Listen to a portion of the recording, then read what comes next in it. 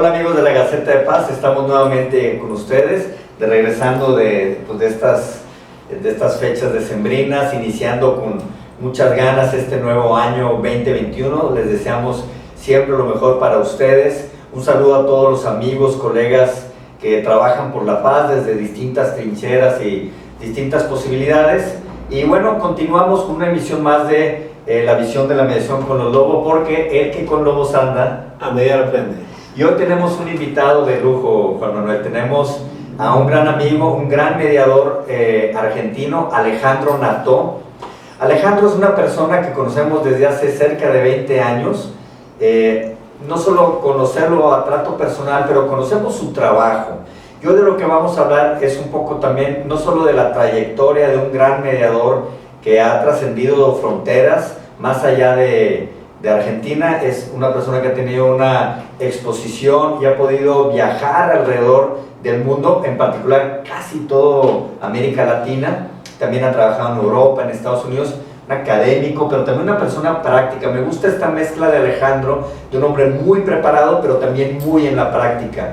Y con él vamos a hablar el día de hoy de un tema muy importante, muy actual, que tiene que ver con los conflictos sociales, que es el área donde Alejandro ha tenido toda esta experiencia, toda esta posibilidad, y él nos va a compartir su visión de este tema. ¿Qué te parece el tema de la mediación social o de los conflictos sociales? Muy importante. Creo que, como bien dices, Alejandro es un excelente mediador en ese marco.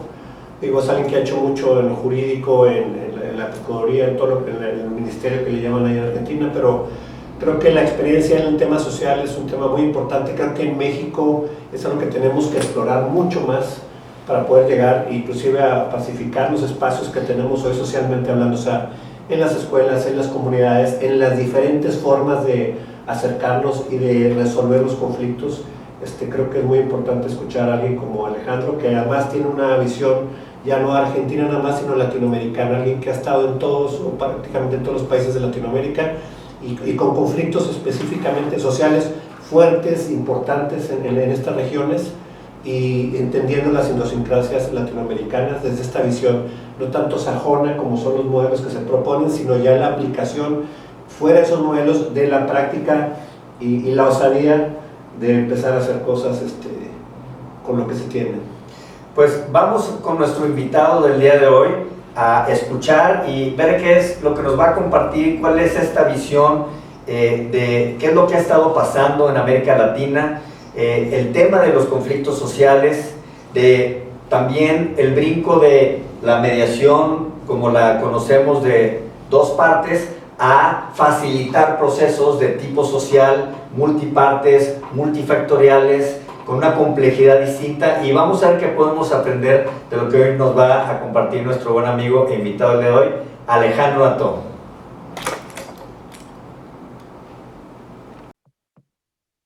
Hola amigos de la Gaceta de Paz, estamos en una emisión más de este programa, La Visión de la Mediación con los Lobos, y hoy tenemos pues un gran amigo, un invitado especial, una persona con la que nos unen afectos, historias, y pues ya prácticamente casi 2 décadas estábamos ahorita fuera de cámara compartiendo con Alejandro Nató, Alejandro Marcelo, ¿verdad?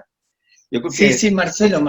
Poca gente sabe eso, y yo creo que Alejandro Marcelo, yo creo que solamente te decía tu mamá cuando te llamaba la atención, alguna cosa así. La culpa es de mi mamá, porque imagínate que mi mamá era de la época de Marcello Mastroianni, y me puso ese nombre por Marcello Mastroianni. Un horror. Pero bueno. Poca gente sabe que, y sé que no lo usas mucho en tus redes sociales, pero sí, Alejandro Marcelo Nató. Y para quienes no han tenido el gusto de conocer a nuestro invitado del día de hoy, les invito a que ingresen a su página de internet, donde pueden encontrar información muy interesante. Hoy, el día que nos reúne, el tema que nos reúne a platicar hoy aquí con Ale es el tema de la solución de los conflictos sociales, que es donde él ha tenido un gran desarrollo, una gran experiencia en todos estos años. Y pues, yo creo, Alejandro, esto se remonta pues desde tus años de juventud, de estudiante, donde tenías este liderazgo, estuviste tuviste esta inclinación también hacia la actividad política desde muy joven, y luego en tu desarrollo profesional, pues trabajando en la municipalidad, en el gobierno de la ciudad, y luego pues en el gobierno de la República específicamente, y más recientemente, bueno, Alejandro hoy se encuentra en dentro del Ministerio de Justicia, en la Defensoría del Pueblo. Ya le tocó ser defensor del pueblo en una época muy complicada de la Argentina, cuando el famoso, los cacerolazos y que se vayan todos. Y has tenido experiencias no solo en tu país, pero también has podido trabajar fuera de Argentina, prácticamente en todo el continente americano, en casi todos los países de América Latina. Has tenido algún tipo de actividad. Recuerdo muy en particular la experiencia trabajando con el Centro Carter en Bolivia, trabajando con grandes colegas y amigos.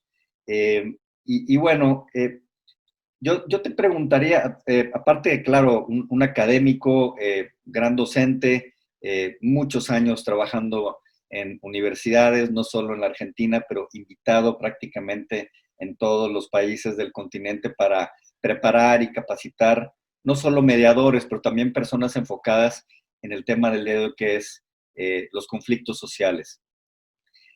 Cuéntanos un poquito, Alejandro, cómo se dio este primer contacto, primero creo con la mediación, porque eres uno de los pioneros, te tocó estar en los inicios, en los albores del desarrollo de la mediación en la Argentina, y después de eso has podido como diseminar esa semilla en otras partes. ¿Qué fue esa cosa como que te picó y te llamó y te jaló hacia acá, asociado a todo tu desarrollo de estudiante, hacia esta cosa social? Bueno, ante todo, lindo estar con ustedes, me encanta la posibilidad de compartir este espacio. Gracias por la introducción, enorme introducción, y porque te tomaste el tiempo de ver la historia, ¿no? Porque no solo es porque me conocés, sino también porque, bueno, es responsabilidad eso. Es ver qué hace el otro, por dónde va, por dónde fue su vida. Y sí, como bien decís vos, desde muy pequeño yo abracé la causa de la mediación, pero también viene de la mano de las complementariedades, porque estaba complementado con la política, por un lado, estaba complementado con mi vocación social. Yo venía de trabajar de la militancia activa, o sea, mi compromiso social era muy grande, y cuando tuve la oportunidad, después de haber tenido algunos cargos públicos, de entrar en el Ministerio de Justicia, es donde justo fue la etapa donde hubo un proyecto piloto de la mediación, donde se empezó a hablar del tema, y nosotros pudimos desde el Ministerio darle un enfoque social a la mediación también, creando los primeros centros de mediación comunitaria, trabajando con los que ya eran incipientes y a partir de allí aprendiendo. Bueno, esto de aprender es un decir, porque después fue aprender para enseñar. Y al igual que ustedes, creo que éramos, yo diría, osados docentes de la mediación. Porque si hubo una interdisciplina que nosotros le agregamos a la mediación, fue que le incorporamos todo lo que sabíamos de otro lado a esto y lo llamábamos mediación. Y esto tiene que ver con también una deconstrucción del enlatado que nos traían y tratar de darle una impronta desde nuestras propias búsquedas, que me parece que es interesante esto de cómo uno, más allá de por qué abraza la causa de la mediación, por qué también le incorpora una impronta personal a la mediación, y cómo la mediación te imanta por un lado, pero vos también le das algo. Y en este sentido de retroalimentación entre la mediación y la historia de uno, me parece que se va construyendo un camino, y yo me enamoré del camino. Yo me enamoré del camino, de las relaciones que surgieron en el camino, de las puertas que se abrieron en el mundo de la mediación. Jamás imaginé hace 20 años atrás que iba a dar clase en diferentes universidades del mundo. Yo tengo formación en Derecho, soy abogado, y me gusta el derecho, seguí estudiando derecho y enseñando derecho toda la vida. Y tengo un primo, siempre cuento esto, que es también abogado, y dice, yo no salgo de la frontera argentina hablando de derecho, y vos con esto de la mediación viajás por el mundo entero. Y la verdad que no es un tema de viajar por el mundo entero. Creo que la mediación tiene que ver con lo global, creo que los diferentes conflictos que cada uno fue experimentando también nos llevó a, a generar un camino y a entusiasmarnos con el camino y a tener un montón de amigos en ese camino, colegas, los cuales, bueno, transitamos el tránsito juntos, y eso es muy rico. Entre ellos ustedes, ¿no? Digo, hemos transitado el tránsito juntos. Y sabes que, Ale, yo reconozco también en ti algo que sí eres un referente para tu gente. O sea, eres una persona que ha trascendido las fronteras de su país, que tienes un reconocimiento y un prestigio fuera de, porque no es fácil ser profeta en su tierra. Y creo que eres de las pocas personas que conozco que a veces brillan mucho fuera de sus entornos, y es difícil a veces que sus pares o en sus lugares de origen se les reconozca, y tú tienes esta doble posibilidad. En ese andar, tanto primero en una etapa temprana, local, y después, como dices tú, los caminos se fueron abriendo, la vida te fue llevando y llamando a distintos lugares, y en eso has tenido la oportunidad de trabajar con muchos y muy grandes mediadores.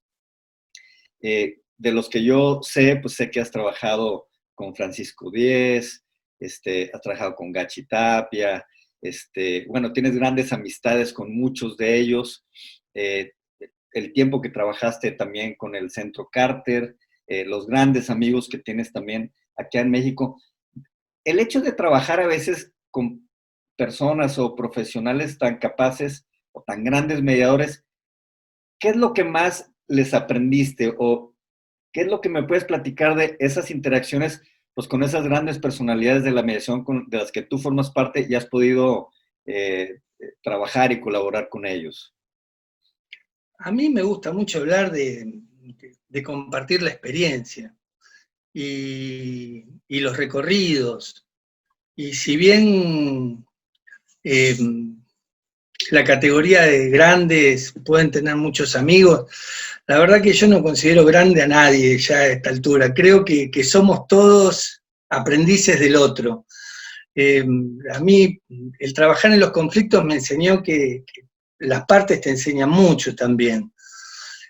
Pero bueno, compartir experiencias sí fue muy rico, y compartir oportunidades también. Creo que esto de tener espacios comunes de reflexión, acá en la Argentina tenemos un ámbito que es Mediadores en Red, que nos juntamos una vez al año y somos todos pares y nos damos lo mejor que tenemos. Hay una comisión de jóvenes incluso que tienen una pasión enorme por la mediación, y la verdad es que esas estructuras de dimensión del conocimiento hace de construir el ser un gurú, y pasamos a decir, bueno, a mí me pasó tal cosa y lo hice mal, y gracias a que lo hice mal, posiblemente, bueno, tratá que vos no te pase, que a vos no te pase lo mismo. Pero uno hace, y sobre todo lo notamos con los jóvenes, que tienen que experimentarlo igual, y cada uno lo hace a su manera.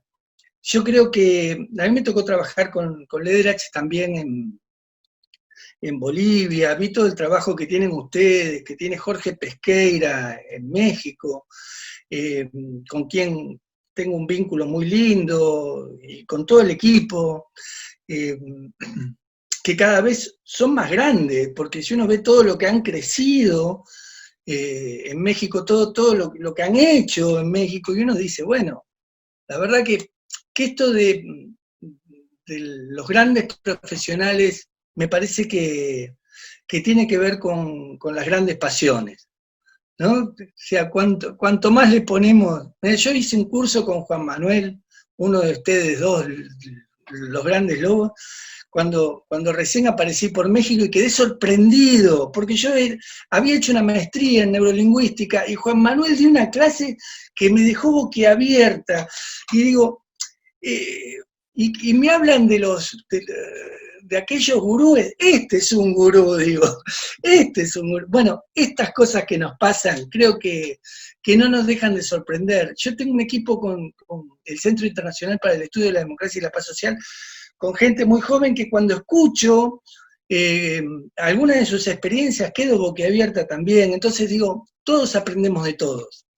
Y eso es lo lindo que nos da la mediación, ¿no? Que nos da el campo de acción en el cual nosotros desenvolvemos nuestra pasión, nuestro compromiso, nuestra actividad y también nuestra responsabilidad profesional. Creo yo que tiene que ver con esto que comentábamos hace rato, también fuera de grabación, el más grande es el que es el más pequeño en el tema de los egos, ¿no? Es decir, el control del ego, el no sentirnos nunca ni de más ni de menos, somos pares, somos iguales. Creo yo que de alguna manera estos temas que trabajamos deben de procurar o de incentivar a este tipo de, podríamos llamarle hasta como de fraternidad, no lo sé, de hermandad, entre quienes nos dedicamos a estos trabajos. Precisamente en estos tipos de asuntos de carácter social y en los casos que a ti te ha tocado intervenir dentro y fuera de Argentina, háblanos un poquito de cuál crees que ha sido o cuáles han sido algunos que te han marcado más o te han dejado mayor aprendizajes, donde sientes que a lo mejor has crecido o desarrollado, te han exigido, no sé, ¿qué es lo primero que te viene a la mente de estos casos?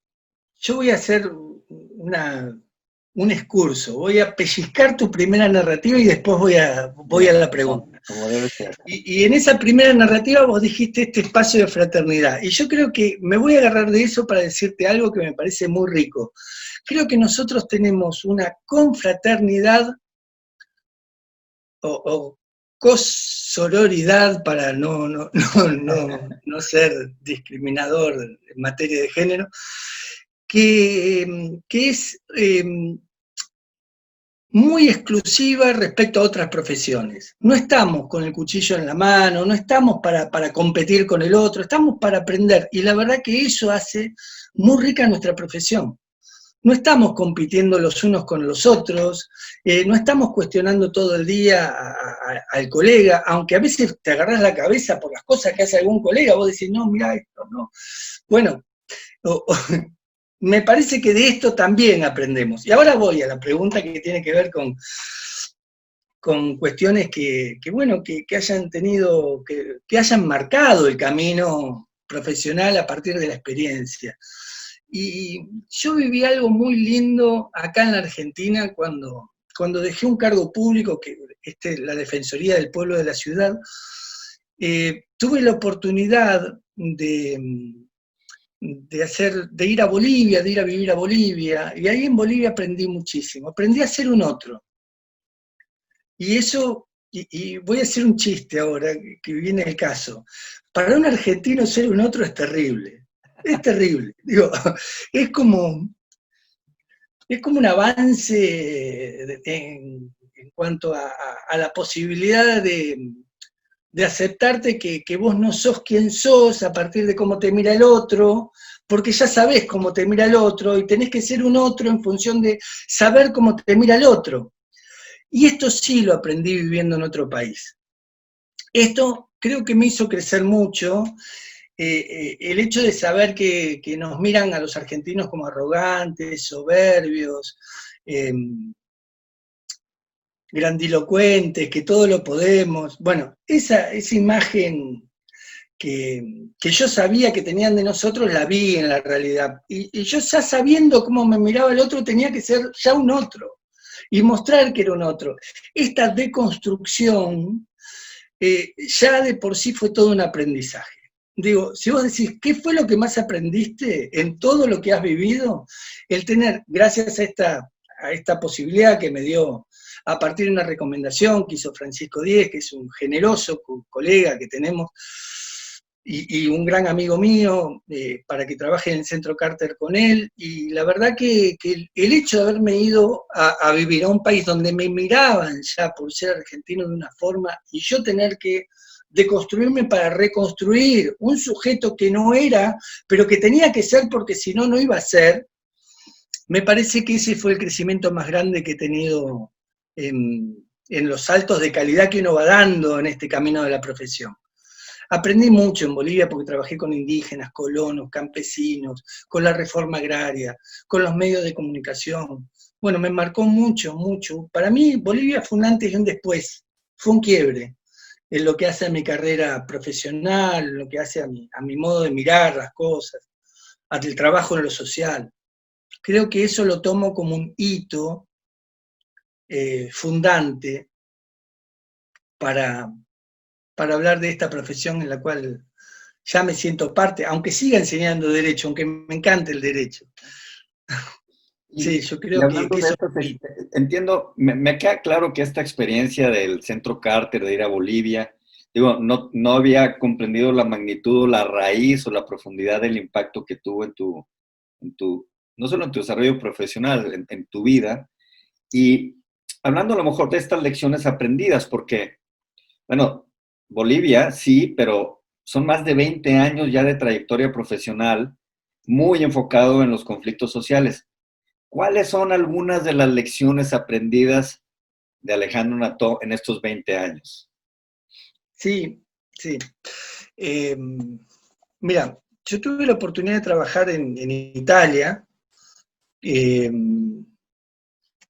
con otro idioma, con otra forma de ser, con otro modo de mirar, pero al mismo tiempo con la fluidez de poder generar diseños, programar acciones, estructurar y planificar un modo de intervención.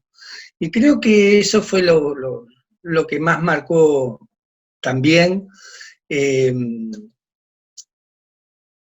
darme cuenta, mi modo de ver,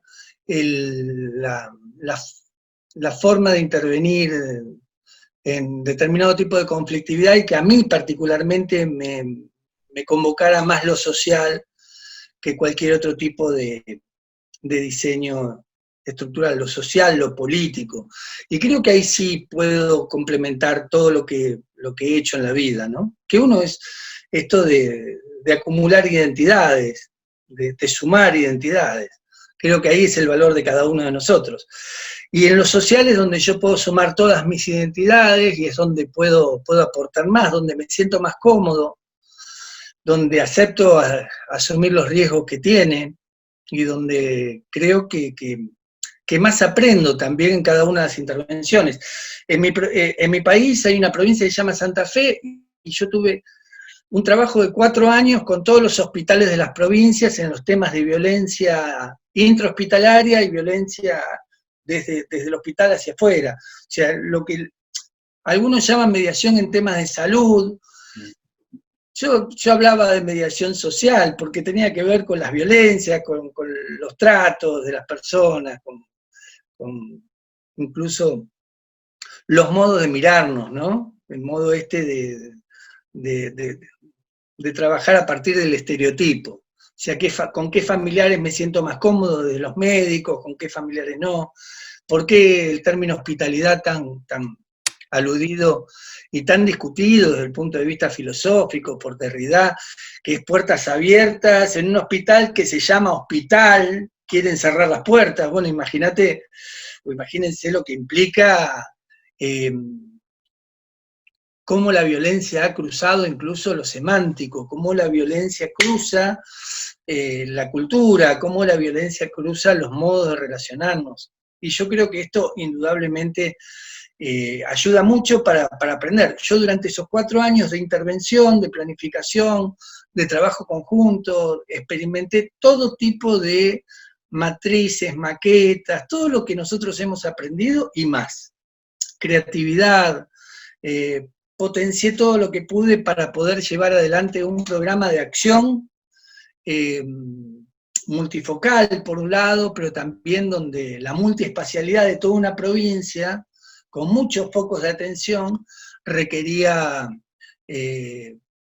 un trabajo especial con muchos actores también. O sea, la multiactoralidad ahí funcionó profundamente, y cómo íbamos incorporando el concepto de polinización que tanto nos habla Fulleda, que es el de, bueno, cómo diseminamos y hacemos que florezcan 1000 flores en lugares donde la visión respecto a lo que puede llegar a ser la gestión constructiva de conflictos, los procesos colaborativos, tienen una animadversión, no tiene una bonomía por parte de la sociedad.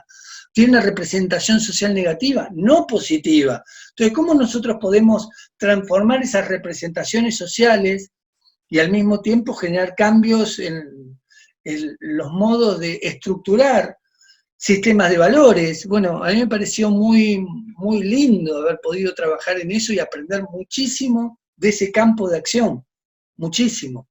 Experimental, por cierto, pero con prueba y error fuimos aprendiendo y ajustando también. Creo que fue muy rico en mi trayectoria, en mi aprendizaje, en las posibilidades de seguir enseñando cosas desde la práctica misma, ¿no? Cómo ir de la práctica a la teoría, y eso, bueno, construye teoría también. Cómo construir teoría a partir de la práctica. Y para las personas que nos están ahorita viendo y escuchando, que a lo mejor algunos se dedican ya a la mediación, y al escucharte a lo mejor dicen, oye, siento ese llamado, traigo esa cosquilla de la cosa social, me están llamando para intervenir en un problema más allá de lo que estoy acostumbrado en la mediación tradicional de dos partes que tienen un conflicto y vienen conmigo como mediador en solitario. ¿Cuáles son algunas de las características, Alejandro, que tienen los conflictos sociales, a diferencia de los casos típicos o comunes de la mediación de dos partes? O sea, ¿qué son las cosas que tengo que considerar o qué características diferentes tienen cuando hablamos de conflictos sociales a los, digamos, clásicos casos que tenemos de un asunto civil, familiar, de un arrendador, de un divorcio, de ese tipo de asuntos? ¿Qué señalarías tú como algunas características que tenemos que considerar en este brinco de algunas personas que iniciaron una carrera como tú, se prepararon en la mediación y de repente dieron el brinco a otro tipo de pistas, a otro tipo de escenarios? Sí, con una colega, Liliana Carvajal, hemos terminado de escribir un libro ahora, y casualmente en ese libro está todos estos componentes que tienen que ver con esta pregunta. Y hay una frase que nosotros decimos allí, que es ni lineal ni sistémico. Me parece que eso hace a la complejidad, que no es lineal a partir de las matrices y maquetas aprendidas. O sea, no es que yo puedo llevar a Harvard, al circular narrativo, al apreciativo, a cada uno de los modelos que podamos tener con el transformador, de pie juntillas. Creo que va mucho más allá esto, que tiene que ver con mucho análisis, que tiene que ver con mucho conocimiento de contexto, y que al mismo tiempo el reconocimiento de las heterogeneidades culturales hace que requiera dedicación a la multiplicidad de sistemas que se dan, pero no desde lo sistémico. O sea, cuando digo multiplicidad de sistemas que se dan y elimino lo sistémico, digo, esas viejas epistemologías que forman parte de lo que a nosotros nos sirve en el campo posible de los sistemas cerrados de mediación, en los sistemas de mediación abiertos no nos sirven. Entonces tenemos que dejar, desde el respeto al contexto, es como yo siempre lo comparo con un nadador, ¿no? Yo puedo nadar muy bien en el río, puedo nadar muy bien en una piscina, una alberca, como dicen ustedes, pero la verdad es que si voy al mar, por más que sea un gran nadador, tengo que respetar el mar. Y en este sentido, tengo que respetar el mar y conocer mucho del mar. Conocer mucho. Tengo que conocer de corrientes, de climas, tengo que conocer de de vientos, del sol, de la luna, todo esto, dónde están los pozos en el agua, y si hay un pozo, cómo poder nadar para volver a la orilla, y cómo saber que por más que nades contra la corriente no llegás. Bueno, todo esto para mí es la conflictividad social compleja. Es el respeto muy profundo a las personas y al contexto, es aceptar la multiplicidad como una regla de juego. Esto es la multiactorialidad, la multiespacialidad, la multifactorialidad, y al mismo tiempo saber que no me sirven algunas estructuras y maquetas que me sirven para el campo de la conflictividad cerrada, así sea social. Pues yo digo, conflicto entre vecinos, por más que sea comunitario o sea mediación municipal, como la llamás vos, el conflicto entre vecinos termina siendo un conflicto cerrado, pero no es abierto. En el conflicto abierto cambian las variables, y al cambiar las variables tenés que tener, bueno, también cuando yo hablaba de las tenés que tener la multidisciplinariedad a partir de cómo te atraviesa la antropología, la politología, la sociología, la psicología, y cómo cada uno va exponiendo modos de actuar. Yo siempre cuento algo que una colega dijo, bueno, yo junté a las partes, se fueron a la esquina y uno mató al otro. Y la pregunta es, ¿qué hice mal? Y la verdad que me pareció riquísima esa discusión, que fue hace 15 años atrás. Hoy aprendimos un montón de cosas más que tienen que ver con esto de la acción sin daño, que la utilizan muchos organismos internacionales. Pero bueno, tenemos que aprender mucho para trabajar en esto, y tenemos que aprender mucho también, no solo de la práctica, sino también de los que practican. Por eso es muy bueno estas reuniones donde cada uno da a conocer cómo le fue en la feria, como decimos aquí. ¿Y a vos cómo te fue en la feria? Y qué sé yo, a mí me fue bien, a mí me fue mal en esto, y es bueno que también contemos mucho, y que aprendamos mucho de nuestros propios errores.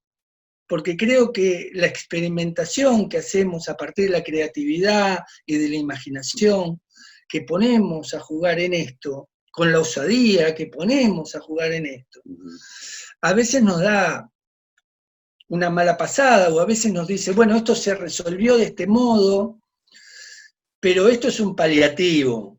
Después tiene que haber una serie de infraestructuras que realmente terminen con el conflicto, o realmente posibiliten transformar el conflicto, y esas infraestructuras no están. Entonces, ¿nuestro trabajo fue bueno si nosotros solo hicimos un paliativo? Y yo no sé cuán responsables somos de todo lo que pasa después, pero algo de responsables somos, y quizás no nos queremos hacer responsables. Por eso digo, me parece que aquí hay que tener también mucha evaluación, impacto de la calidad de nuestro trabajo, y un seguimiento muy profundo, si nuestro trabajo tuvo el impacto que nosotros creemos que tuvo, o tuvo otra derivancia a la cual no la queremos ni siquiera tener en cuenta. Y bueno, me parece que esto en nuestro campo sí está. Y yo creo que esta etapa, y en esto sí no quiero acaparar la palabra, entonces te la devuelvo, pero esta etapa del COVID nos enseña un montón de cosas. Y ahorita vamos más adelante a cerrar a lo mejor con lo que estamos viviendo, pero me gustan mucho estos ejemplos o estas analogías, el caso del brinco de la alberca al océano, y bueno, aparte yo tengo un socio que es oceanólogo y es el Aquaman de la mediación acá, pero interesante porque es muy necesario la atención debida de los asuntos o los conflictos sociales, no solo de una visión única y exclusiva, o pensar, posiblemente ingenuamente, que con la herramienta o la metodología o el marco de la mediación nos va a dar para todo. O sea, otra vez lo que dijiste muy bien, este ejemplo del brinco de la alberca al océano, y las personas que están escuchando el sonido del mar y les están llamando esas olas, ¿cuáles serían, qué son algunas cosas en las que les podrías decir en qué se deben de preparar? O sea, ¿cuáles son algunos tips o focos en donde tienen que poner atención si ese es el llamado que requieren. Creo yo que de entrada, a reserva de tu mejor opinión, no estorba y ayuda bastante ya a una formación robusta en materia de mediación y solución de conflictos. Pero luego, ¿cómo eso lo convierto? ¿Y qué son las cosas que tengo que ir a buscar y adquirir para prepararme mejor? Sí, si no tenés esa formación en resolución, mediación, transformación de conflictos, difícilmente puedas tener una intervención en este tipo de campo. Hay empíricos que trabajan esto, y yo los veo, que creen que lo hacen bien, pero hacen cada desastre como también hay muchos mediadores que trabajan en esto y hacen desastre. Entonces digo, no alcanza con el hecho de tener ese curso de formación básico de mediación. Requiere primero de tener algunas estructuras, fuerza, que te permitan generar un bagaje de conocimiento alternativo. Y ese bagaje de conocimiento no solo se da en la práctica, sino que se da también en la teoría. Dentro de la teoría, yo creo que hay algunos elementos que son sumamente útiles, y uno de ellos es desde dónde nosotros miramos los conflictos. O sea, aprender a mirarnos nosotros mismos, el lugar que ocupamos para poder visualizar las cosas. ¿Cuáles son nuestras creencias, nuestros presupuestos, de dónde partimos para poder ver? O sea, que hay que trabajar con uno también. Porque según desde donde mire, va a ser directamente proporcionada a mi intervención. Entonces, este trabajo personal de poder identificar qué es lo que a mí me genera resonancias es fundamental, porque esas resonancias después van a terminar siendo vectores de posicionamientos, de formas de escuchar, de habilitación de la palabra, a determinado tipo de actores, a ver, ¿cómo puedo decir? Algunos te pueden endulzar más el oído que otros en función de tu propia expectativa, y esto hay que saberlo trabajar con uno mismo. Esto tenemos que trabajar para todos los campos de la mediación, pero en esto mucho más. Después hay otro tema que a mí me parece muy importante, que es cómo habilitar las voces que no son voces cuando tienen que ser voces. Entonces, para eso tengo que conocer mucho derechos humanos. ¿Por qué? ¿Por qué? Y porque la autonomía de la voluntad sola no alcanza en algunos conflictos. Sin ir más lejos, doy un ejemplo. Si hay derechos económicos, sociales y culturales en juego, donde el responsable de garantizar esos derechos es el Estado, y yo tengo a una persona que vive en un lugar muy precario, pero que se tiene que ir del lugar precario, y el Estado tiene que garantizarle vivienda digna, por más que parezca un derecho declamativo y nunca efectivo, pero es un derecho al fin. Y yo como mediador convoco a las partes, uno que dice, este es mi lugar y este señor se tiene que ir, y este señor que se va a ir a la calle, y yo no convoco al Estado por desconocimiento de derechos humanos. La mala praxis es del mediador. Y así como esto, esta etapa trae un montón de externalidades. Cuando digo esta etapa, digo, esta cuestión difusa que está dejando lo que nos toca vivir, ¿no? Este vacío de actividades que tiene el propio COVID, por ejemplo, genera lo que antes estaba, ahora se profundiza. Y esas externalidades, que quiere decir los daños colaterales, esas externalidades que quiere decir, bueno, lo que impacta el consumo, la inversión, las contaminaciones, y quizá ahora que no hay mucha gente en la calle se puede hacer mejor. Pero el tema es cómo hacemos, si a nosotros nos toca intervenir en ese tipo de conflictos, para que tener en cuenta los objetivos de desarrollo sostenible, las empresas y los derechos humanos. ¿Cómo hacemos, si no conocemos esto, para poder llevar adelante estos procesos? Bueno, tenemos que aprender de algunas cuestiones que hacen a los derechos humanos. Después, cuestiones culturales. La diversidad hace que cada vez exista más el uno contra el otro, incluso la categoría migrante es una categoría en tensión permanente, y esto hace que nosotros tengamos que saber cuáles son los derechos del que migra, esto hace que nosotros sepamos cuáles son las responsabilidades del Estado respecto al que migra, y todo esto, si no lo conocemos, por más que nosotros hagamos fluir la palabra, en esto que nos han enseñado que somos una especie de puente en la comunicación que habilita palabras, y la verdad que podemos hacer daño. Puede ser una acción con daño. Entonces, pero no una acción con daño por lo que pasa entre ellos solamente, porque bueno, salieron y se mataron, no, una acción con daño por no tener las previsiones que tenemos que tener nosotros. Entonces, estos campos de conflictividad social compleja requieren de aprendizajes múltiples por parte de quienes formamos parte de los terceros que intervenimos en este tipo de conflictos. Cuestiones de género. Las cuestiones de género son fundamentales, pero no solo porque es parte de la agenda global, no solo porque es parte de la agenda de la cooperación internacional, de los organismos internacionales, no solo porque la mujer cambió la matriz de movilización social a partir de su protagonismo, sino por el lugar que ocupa todavía el patriarcado. Entonces, estas cuestiones que parece que no, pero hay comunidades donde la mujer no habla, y uno dice, bueno, esto es cultural, no, cuidado, es cultural, pero está el patriarcado también, no es solo cultural.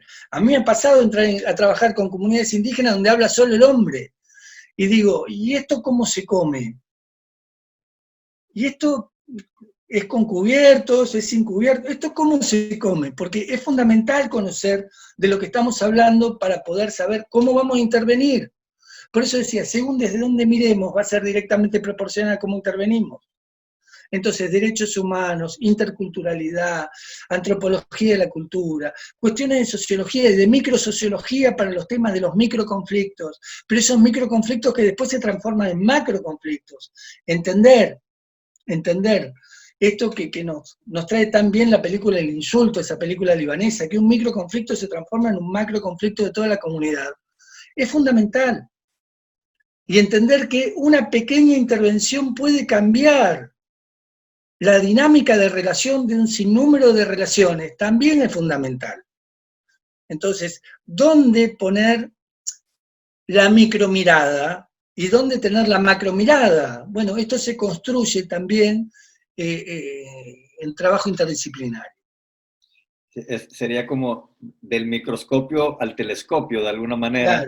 Claro, y del telescopio al microscopio, porque tenés que ir y volver.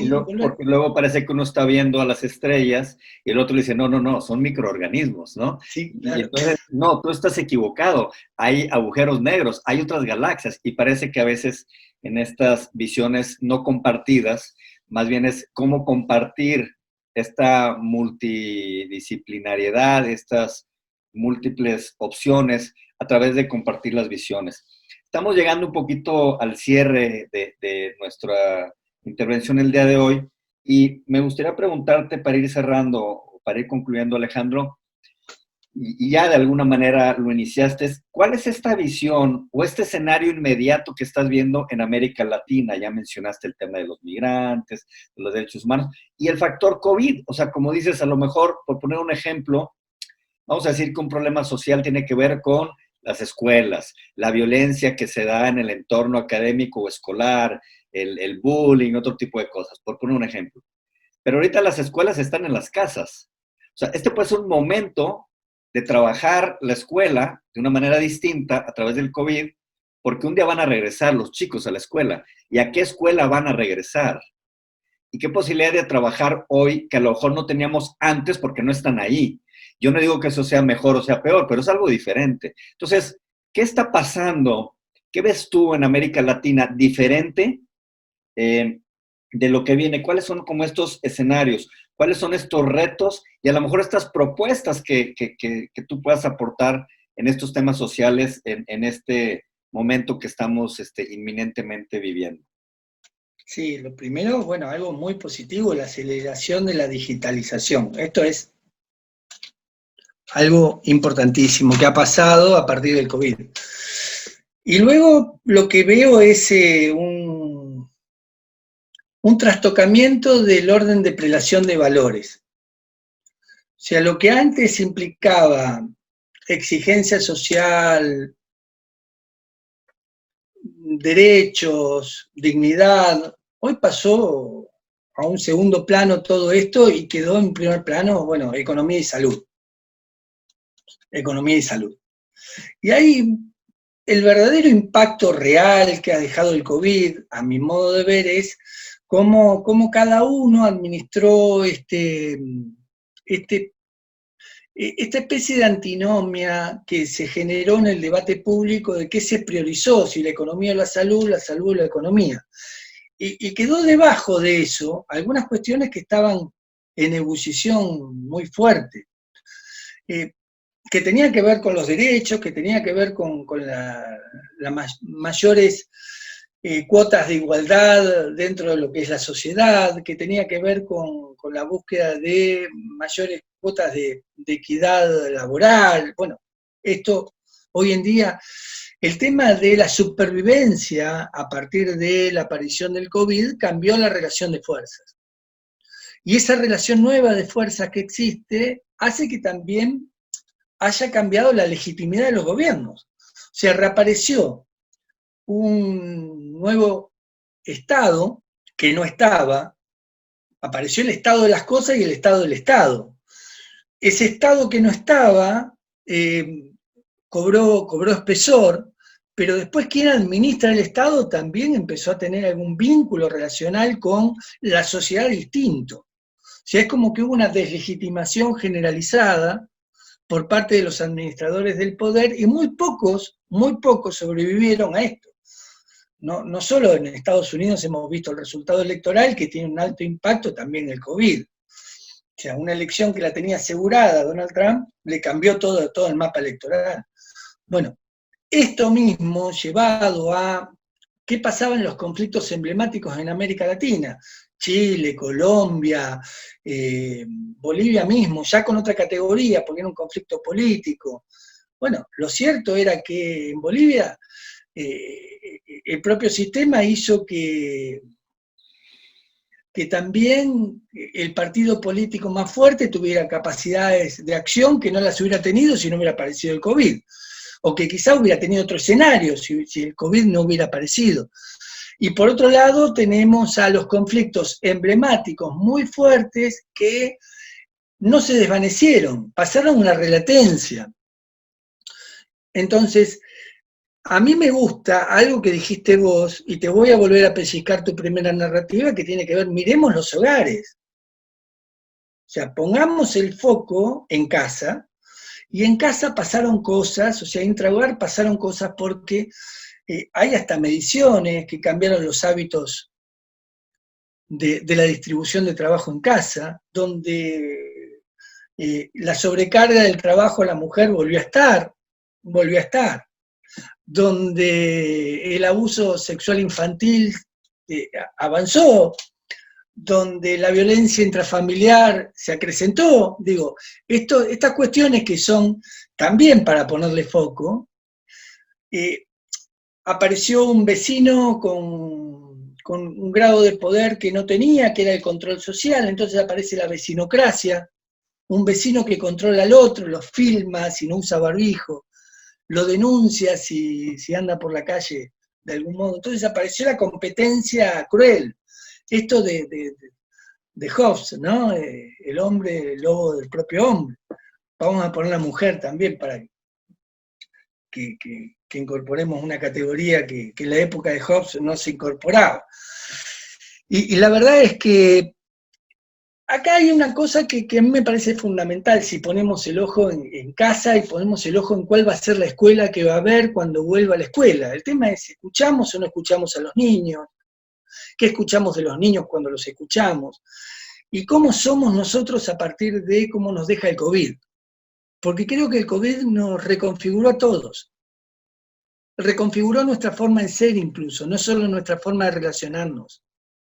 Algunos nos soportamos más a nosotros mismos, otros ni siquiera podemos con nosotros. Digo, esto que el COVID ha generado, que es el cambio total de escenario y mirate en el espejo que deja esto y ves si te ves bien o ves si te ves mal, pero también se potenciaron cosas horribles de las personas. Entonces me parece que hay que barajar y dar de vuelta a partir de algo que tiene que ver con esto. ¿Tenemos una sociedad con mayor distanciamiento? O sea, íbamos a una sociedad de coexistencia, más que de convivencia. El COVID nos impone nuevas lógicas de distanciamiento que hacen que ahora la coexistencia verdaderamente sea un valor en vez de un disvalor.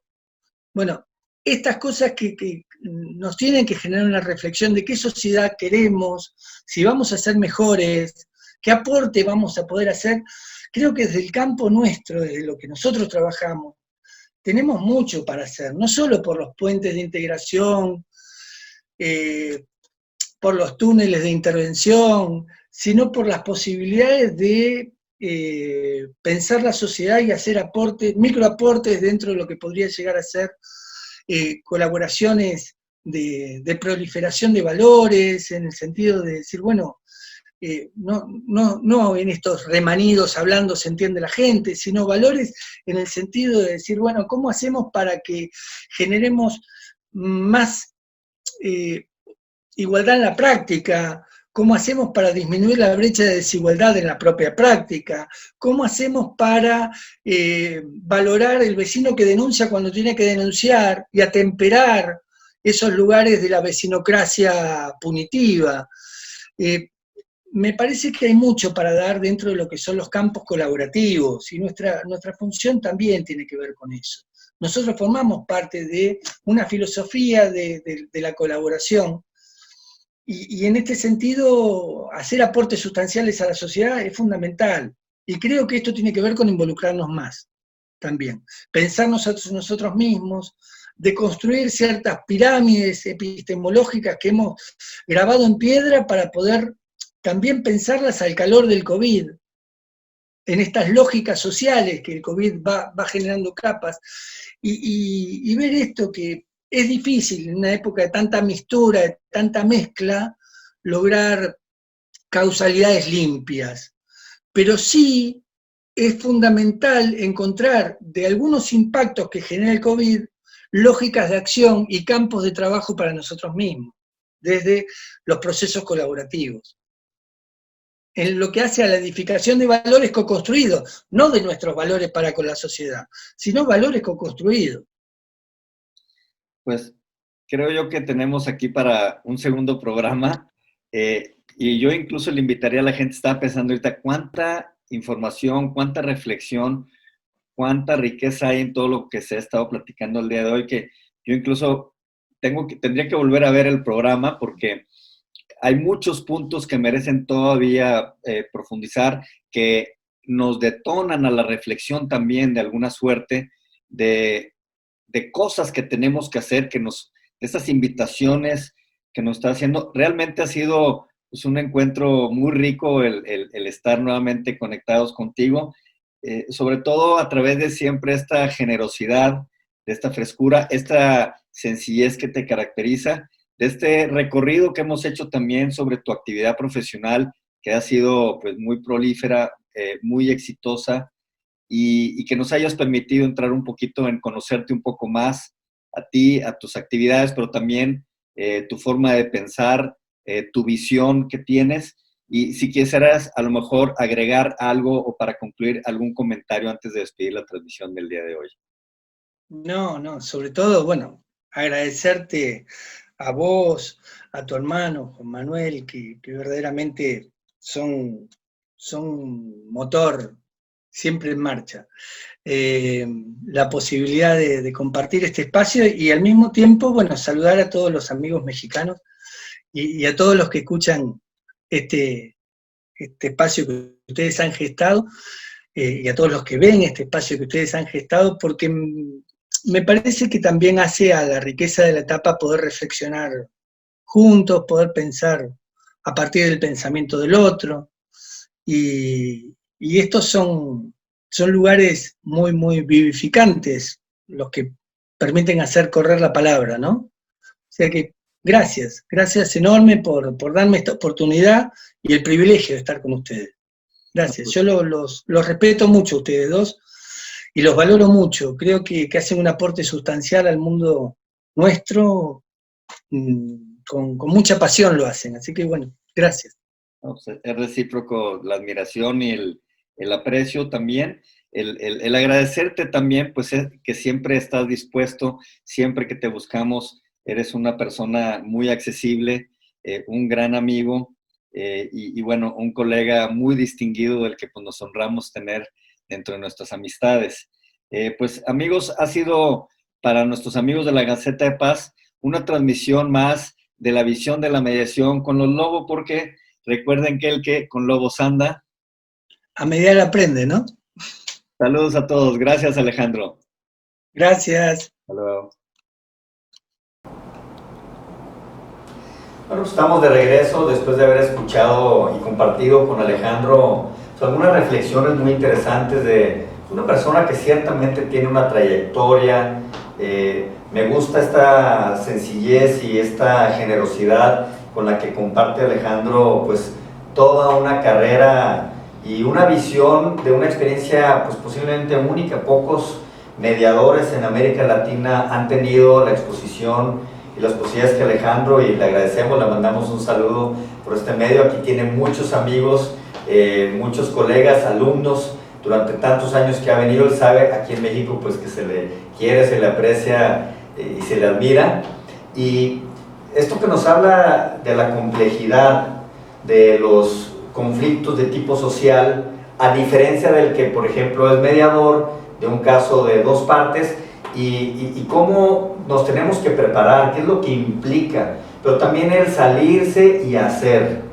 Y esto creo que es interesante. De repente escuchamos voces de todos los nos, no te salgas a hacer esto, ¿no? O sea, como que buscamos de repente por inseguridades, por cotas de poder, por monopolios, por lo que sea, de que la gente no haga, porque hasta que no estén las condiciones perfectas, o no tengas todos los títulos académicos, o hayas tomado cursos con fulana o con fulano de tal, tú no estás habilitado para hacer algo. Y Alejandro nos da una buena lección de el valor, sí, de prepararse, pero también el valor de salir a hacer las cosas. Sí, pero es importante varias cosas que va tocando. Una, inclusive la responsabilidad de lo que puede pasar, de lo que está saliendo, de lo que está haciendo. O sea, como mediador, o sea, ¿qué pasó después? Y bueno, el caso de lo que platicaba, de que bueno, salió y se mató en la esquina. Tu rol es importante y fundamental en la posible solución también.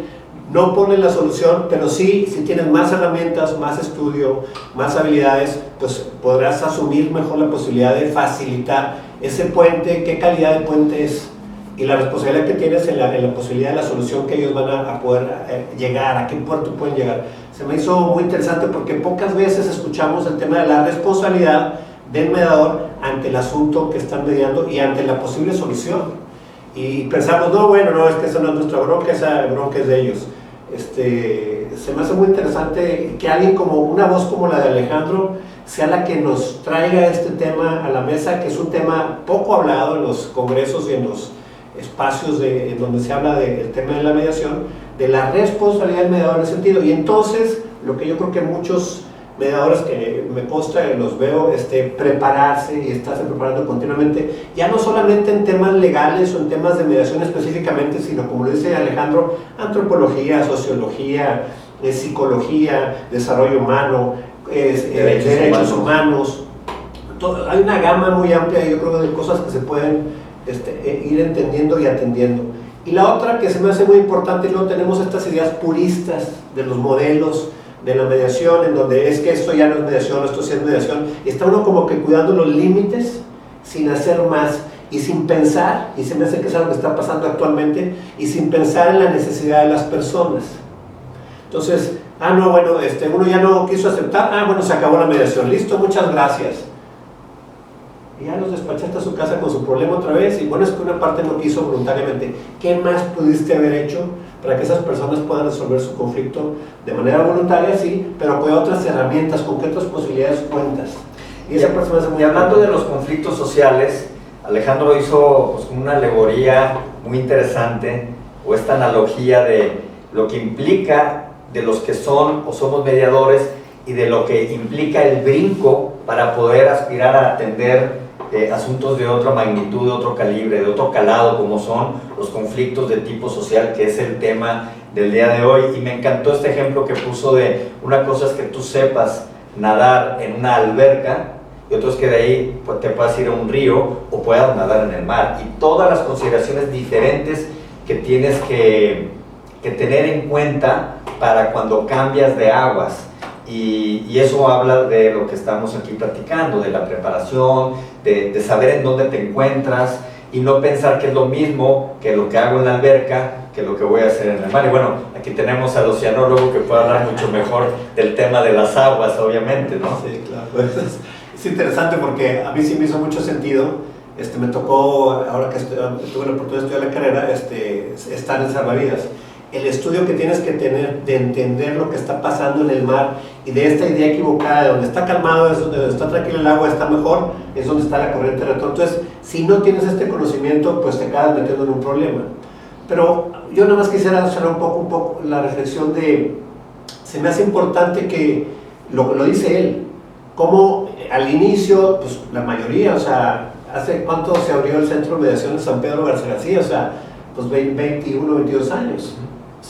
Fue un poco lo que dice Alejandro, pues uno sabía de alguna manera porque tenías un curso, si tú quieres, de 200 o 300 horas, me acuerdo en aquel tiempo, un primer taller, y nos arrancamos a hacer. Entonces, este binomio de hacer, innovar, aventarse, y la otra es también seguirse educando, porque pues estar perfectos para salir a hacer se me hace así como muy difícil y muy complejo, y creo que a veces es la limitación de algunas personas donde, no, bueno, a ver, no salen a hacer porque cuidado y los pueden dejar peor y no sé qué tanto, entonces tienen que estar como que estudiando, tienen que tener un doctorado para salir a hacerlo.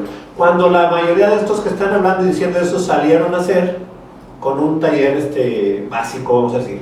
Yo no digo que con lo básico van a arreglar un asunto social importante, pero sí la parte de la experiencia te va a dejar en la evidencia de qué necesitas para poder seguir avanzando en tus posibilidades de ayudar a las partes a que puedan resolver mejor su conflicto. Y socialmente hablando se me hace fundamental el estudio, sí, pero también esa osadía de salir creativamente a buscar cómo puedes ayudar a que se resuelvan los conflictos, pensando el tema escolar, por ejemplo, actualmente. O sea, yo me pongo a pensar ahorita ¿qué se está haciendo para el tema de la disminución de la violencia en el país, concretamente en las escuelas? Que podamos reflejar a la vuelta de 5 o 10 años, y tenemos todas las escuelas de México bajo un programa de mediación. No, la gente estamos esperando a ver cuándo vamos a regresar otra vez a las aulas, a lo de antes, a como estaba, y volver a empezar. Y se me hace muy interesante cómo cambió la prioridad, que lo plantea muy bien Alejandro, el tema de, a lo mejor en México tenemos el tema de la seguridad, hablábamos de los muertos, hablábamos del suicidio, del asesinato, de estas cosas, y ahorita es el tema de la salud y el tema de la economía. Pero el otro sigue estando ahí, subyacente. El problema ha seguido creciendo, de hecho. Entonces, ¿qué estamos haciendo hoy para preparar ese regreso, esa forma diferente? Porque es un momento importante, o sea, lo hablamos hace rato. 10 meses ya ahorita de confinamiento, y dónde están los avances de lo que queremos que suceda en estos espacios que hemos tenido ahora para poder realizar. Creo yo que los cálculos han fallado, posiblemente en la toma de decisiones, tanto del gobierno como nosotros, como sociedad civil organizada. Posiblemente estábamos esperando con el anhelo de una cuestión pasajera, y todos los cálculos han estado equivocados. O sea, nunca hemos llegado al tiempo, a la meta que se nos ha dado, o que todos hemos pensado equivocadamente, y parece ser que estamos a la espera.